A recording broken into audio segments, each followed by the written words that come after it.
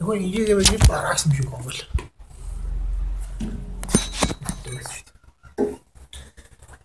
من یک لایلم که تو این سرزمین شد،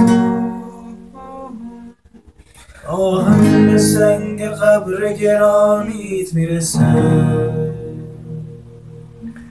هر روز به قصد میرسم و شعر من فقط به انتشار شعله کبریت میرسه. دردم 1000 ساله مثل درد حافظه،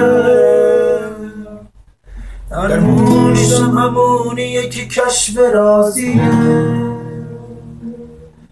نسلی که سر سپرده عصر حجر شده، ساقیای ارمنی پیرازیه. وقتی که زندگی تئاتر مزخرفه، تنها به جرعه های فراموشی دلخوشم. با سلی کافی سر شب گردم من، با اون تبر فرشته نورهامو میکشم.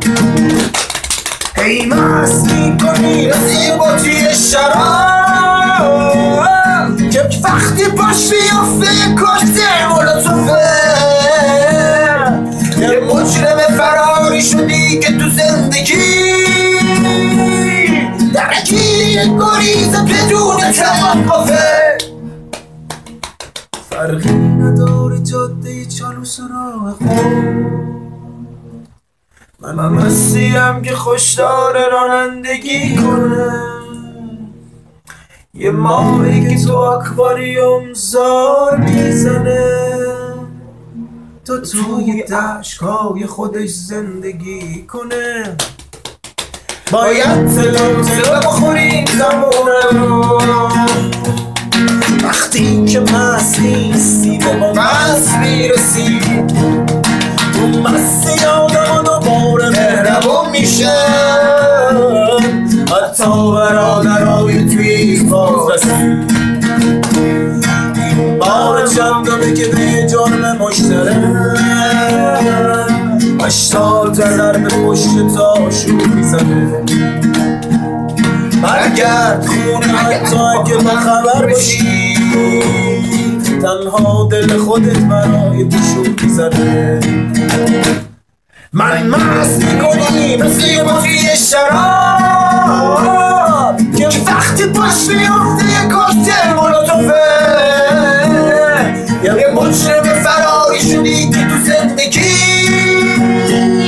درگیر این گریز بدون توقفه.